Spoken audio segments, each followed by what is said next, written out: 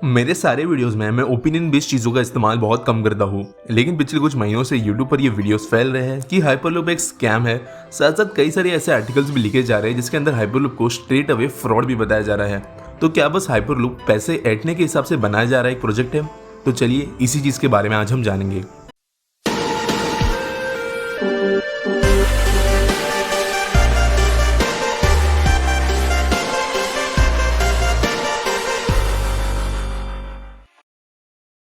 Hyperloop के invention होने के बाद में 2016 में पहली प्रॉपर हाइपरलूप कंपनी फॉर्म हुई और इसके कुछ समय बाद ही वर्जिन हाइपरलूप का फॉर्मेशन हुआ और इंडिया में भी वर्जिन हाइपरलूप में कुछ एग्रीमेंट्स साइन की। इन एग्रीमेंट्स के अंतर्गत बहुत बड़े स्केल पर हमारे देश की इंपॉर्टेंट सिटीज के बीच में हाइपरलूप बनाई जाने वाली थी और सबसे पहले मुंबई और पुणे के बीच के रूट को इसके लिए चुना गया। अब जानते हैं कि हाइपरलूप को जो लोग स्कैम बता रहे हैं उनके क्रिटिसिज्म्स क्या है और कंपैरेटिवली इसकी रियलिटी क्या है। पहली बात कि क्या हमें हाइपरलूप की जरूरत है। अगर हम इन आर्टिकल्स में क्रिटिसिज्म की बात करें तो कई जगहों पर यह बताया गया कि ऑलरेडी हमारे पास में एयर ट्रांसपोर्ट है, ट्रेन्स हमारे पास हाई स्पीड तक अवेलेबल है और रोड इंफ्रास्ट्रक्चर बहुत अच्छा मौजूद है। तो इन सारी चीज़ों के बावजूद क्या हमें हाइपरलूप की सच में ज़रूरत है या नहीं, या फिर ये सिर्फ एक एक्स्ट्रा एडिशन होगा। तो दोस्तों हाइपरलूप के अगर आप कंसेप्ट को देखो तो इसे स्पेसिफिकली लॉन्ग डिस्टेंस में बहुत ज़्यादा एफिशिएंटली ट्रैवल करने के हिसाब से बनाया गया है। यानी जो रूट्स आज फ्लाइट से सर्व होती है उन्हें हाइपरलूप के द्वारा रिप्लेस करने की कोशिश की जाने वाली है और वो भी बहुत सस्ते तरीकों से। फॉर एग्जाम्पल अगर मुंबई से बेंगलुरु बाय फ्लाइट ट्रैवल करते हो तो मिनिमम से मिनिमम आपको 2700 से 3000 रुपए की टिकट आज खरीदनी पड़ती है। लेकिन एट द सेम टाइम अगर हाइपरलूप इस रूट पर बनाया जाता है जो अभी के कंसेप्ट के हिसाब से अगर हम सारा डेटा मानते हैं तो ये टिकट 1000 रुपए तक भी नीचे गिर सकता है। तो कंपैरेटिवली हाइपरलूप की कॉस्ट 5 से 6 गुना कम होगी पर पैसेंजर के लिए। इसके अलावा फ्लाइट्स दिन में कुछ बार इन दो जगहों के बीच में ट्रैवल कर सकती है। आपको एयरपोर्ट में से एंटर करने के लिए जो लंबा प्रोसेस और टाइम लगता है वो हाइपरलूप के सिस्टम्स में नहीं लगेगा और कंटिन्यूस एक के बाद एक पॉड्स इन सिस्टम्स में से पास ऑन करते रहेंगे। इस हिसाब से हाइपरलूप का कंसेप्ट फिलहाल सामने रखा गया है। यानी एक बड़ा गैप जो आज दो बड़े सिटीज के बीच में ट्रैवलिंग के लिए मौजूद है उसे हाइपरलूप फिल करेगा और ऐसी पॉसिबिलिटी बनाता है कि आगे जाकर किसी और शहर में रहते हुए कोई और दूसरे शहर में काम कर सकता है। इंटरनेशनल ट्रैवलिंग के हिसाब से भी कई सारी चीजें खोल सकता है और स्पेशली कार्गो मार्केट के अंदर हाइपरलूप बहुत ज्यादा सक्सेसफुल हो सकता है अगर इसने अपने कंसेप्ट को प्रूव करके दिखाया। तो मेरे हिसाब से ये कहना सही नहीं होगा कि हाइपरलूप करंट में मौजूद टेक्नोलॉजीज को ही फिर से कम्पीट करेगा, बल्कि एक मिसिंग लिंक आज के करंट सिचुएशन में जोड़ेगा, ऐसा फिलहाल नजर आ रहा है। दूसरी क्रिटिसिज्म ऐसी होती है कि क्या हाइपरलूप साइंटिफिकली पॉसिबल है, क्या ये बन भी सकता है या नहीं। दोस्तों 1800 से ट्यूब के अंदर बेस्ड ट्रांसपोर्टेशन टेक्नोलॉजीज पर एक्सपेरिमेंट्स किए गए हैं लेकिन ज्यादातर ये फेल ही होते रहे।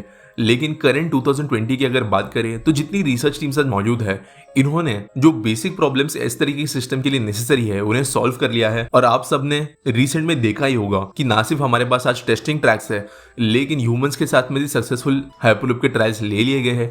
ट्यूब्स के अंदर किस तरीके से वैक्यूम ठीक से जनरेट किया जा सकता है उसकी भी टेक्नोलॉजी जनरेट हो चुकी है और ये सारी टेक्नोलॉजीज काफी ज्यादा कम एनर्जी स्पेंड करते हुए बनाई गई है।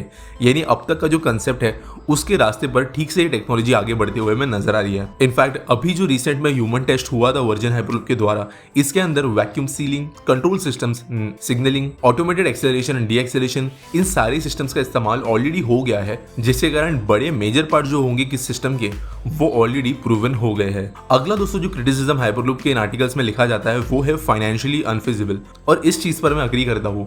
ऑब्वियसली हाइपरलूप एक नई टेक्नोलॉजी है, ये रिसर्च के साथ में बनाई जा रही है। किसी के पास जो दुनिया में हाइपरलूप के ब्लूप्रिंट्स, डिजाइन या फैक्ट्रीज मौजूद नहीं है। आप इसे सिमिलर मान सकते हो कि जब पहली बार मैग्लेव ट्रेन बनाई गई थी या पहली बार बुलेट ट्रेन बनाई गई थी जापान में, पहले कुछ हाइपरलूप के प्रोजेक्ट्स बिल्कुल भी फाइनेंशियली फीजिबल नहीं होंगे। जितने पैसे इसके अंदर लगाए जाएंगे उसका अगर 10% भी इस प्रोजेक्ट में से रिकवर हो जाता है तो वो भी बहुत बड़ी बात होगी। ये सारे कंसेप्ट जो है वो ट्रायल एंड एरर बेसिस पे अभी काम कर रहे हैं। इसके कारण बहुत ज़्यादा पैसे हाइपरलूप्स को डेवलप करने में खर्च किए जा रहे हैं और ऑब्वियसली जब तक परफेक्ट डिज़ाइन सामने नहीं आता है तब तक रिसर्च एंड डेवलपमेंट डिजाइनिंग पर ही पैसे खर्च होते रहेंगे। लेकिन जब एक बार फाइनल डिजाइन लोगों के सामने आ जाता है, ये टेक्नोलॉजी प्रूवन हो जाती है, उसके बाद में आने वाले जो प्रोजेक्ट्स होंगे वो ऑब्वियसली बहुत ज़्यादा फीजिबल होंगे और अभी इस पर बहुत ज़्यादा काम होना बाकी है।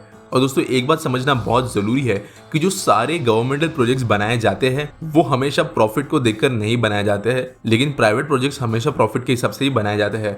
आप हमारे देश में या दुनिया भर में कई जगहों पर ऐसे गवर्नमेंट प्रोजेक्ट्स मौजूद है जो ट्रांसपोर्ट में ज़्यादातर होते हैं, जो बिल्कुल भी फाइनेंशियल वायबल नहीं है। अगर आप देखें तो हमारे देश में कश्मीर के साइड में रेलवे सिस्टम्स, नॉर्थ ईस्ट में रेलवेज और हाईवेज जो बन रहे हैं उनका यूज़ इतना नहीं हो पाता है, लेकिन फिर भी वहाँ की कनेक्टिविटी बढ़ाने के लिए हज़ारों करोड़ रुपए खर्च करके गवर्नमेंट को वो बनाना ही पड़ता है और हर साल उसके अंदर पैसे पंप भी करने पड़ते हैं ताकि वो फंक्शन कर पाए। तो दोस्तों इसी तरीके का हाइपरलूप सिस्टम से इनिशियली होगा, लेकिन बाद में ये फाइनेंशियली फिजिबल बन जाएगा। अगली दोस्तों जो क्रिटिसिज्म आ रही है, यहाँ पर हाइपरलूप के कई सारे ऐसे पॉइंट्स को मेंशन किया गया है जिसके ऊपर अब तक काम हाइपरलूप की रिसर्च टीम्स ने शुरू नहीं किया है। अगर इन प्रॉब्लम्स की बात करें तो ऐसा कहा गया कि हाइपरलूप के ट्रैक्स अर्थक्वेक रेजिस्टेंट नहीं बनाए गए, टेररिस्ट अटैक्स को ये किस तरीके से रोकेंगे, कोई नेचुरल कैलामिटी आती है तो किस तरीके से इवैक्यूएशन होगा, और ऐसी ही कुछ सिमिलर चीज़ों के अंदर अब तक कोई भी रिसर्च नहीं हुई है। तो दोस्तों ऑब्वियसली कोई भी रिसर्च टीम अगर होगी तो ये सारी चीज़ें बाद में देखी जाएगी, पहले एटलीस्ट हाइपरलूप सिस्टम्स को चलाकर देखे जाने के लिए काम किया जाएगा और बाद में जैसे जैसे चीज़ें पॉलिश होती है उसके बाद में rescue, external threats, natural calamity, इन जैसी चीज़ों पर भी काम शुरू होगा और अभी तक कोई भी टीम उस फेज तक पहुंची नहीं है। अब दोस्तों एक क्रिटिसिज्म की बात करते हैं जो स्पेसिफिकली इंडिया और उन कंट्रीज के लिए बताया जा रहा है जिन्होंने हाइपरलूप के अंदर पैसे लगाने के लिए प्रॉमिस किए हैं। तो दोस्तों यहाँ पर ऐसा कहा जा रहा है कि कई सारे गवर्नमेंट्स के द्वारा पैसे सिर्फ टीम्स के द्वारा ऐंठे जा रहे हैं और इनके जरिए ज्यादा रिसर्च हो नहीं रही है, लेकिन पैसे बड़ी बड़ी कंपनीज के पॉकेट में जा रहे हैं। तो दोस्तों एक बात यहाँ पर बहुत समझना जरूरी है कि जिस तरीके से मुंबई पुणे या कतार का हाइपरलूप हो या कैलिफोर्निया का, वहां पर गवर्नमेंट के साथ में जो अग्रीमेंट साइन किए गए हैं उसके अंदर अभी आज के डेट में पूरे सिस्टम को डेवलप करने के हिसाब से पेमेंट्स नहीं की जा रही है। अगर आपको मुंबई पुणे हाइपरलूप के बारे में पता होगा तो पुणे के पास में पहले एक टेस्ट ट्रैक बनाने के हिसाब से एग्रीमेंट साइन की गई है और बाकी सारे देशों में भी यही होने वाला है। यानी पहले कुछ पैसे गवर्नमेंट और प्राइवेट कंपनी दोनों इन्वेस्ट करेगी, उसके जरिए टेस्ट ट्रैक्स बनेंगे। अगर सब कुछ सही जाता है, प्रोजेक्ट एक्चुअल में बन सकता है, तब जाकर गवर्नमेंट पूरे प्रोजेक्ट बनाने के लिए पैसे देगी। और इनफैक्ट ये जो टेस्ट ट्रैक्स बनाने के लिए पैसे गवर्नमेंट डाल रही है वो कंपैरेटिवली कुछ भी नहीं है अगर हम उन पैसों को देखो जो ये प्राइवेट कंपनीज खुद से इन्वेस्ट कर रही है अपने प्राइवेट टेस्ट ट्रैक दुनिया भर में अलग अलग जगहों पर बनाने के लिए।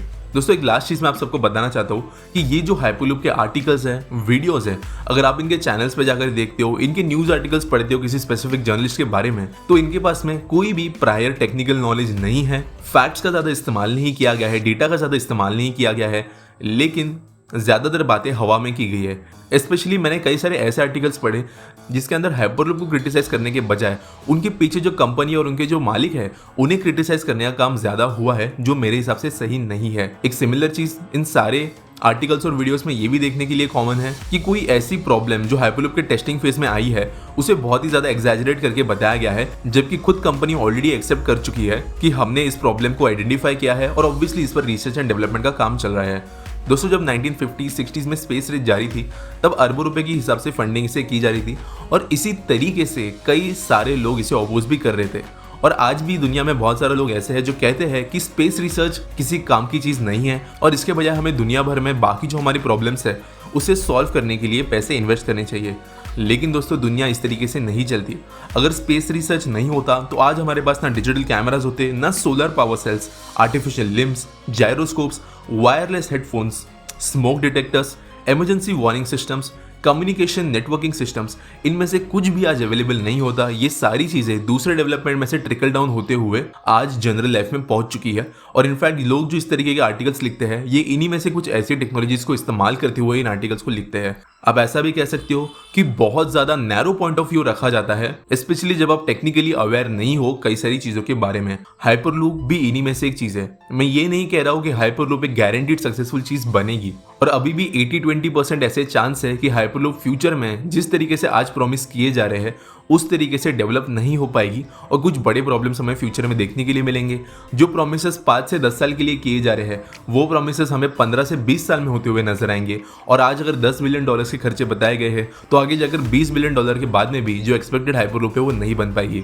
लेकिन ये चीज़ को हम डिनाई नहीं कर सकते कि इस पूरे के पूरे डेवलपमेंट प्रोसेस में जितनी भी टीम्स काम कर रही है उनके जरिए कुछ नए इनोवेटिव चीजें हमें डेवलप होते हुए नजर आएंगे। ट्रांसपोर्टेशन फील्ड में एक बड़ा चेंज हमें जरूर नजर आएगा और बाय टाइम ये जो सारी रिसर्च का डेटा होगा, एनालिसिस के रिजल्ट्स होंगे, इनके जरिए डे टू डे लाइफ के अंदर कई चीजें धीरे धीरे ट्रिकल डाउन होती हुए हमें नजर आएगी। तो दोस्तों आपको क्या लगता है कि हाइपरलूप सिर्फ एक स्कैम है या फिर एक जेन्युइन प्रोजेक्ट? अपने ओपिनियन सब कमेंट में जरूर बता सकते हो। साथ साथ आपके पास अगर कोई दूसरे वीडियो के लिए सजेशंस है तो वो भी आप कमेंट में मुझे बता सकते हो।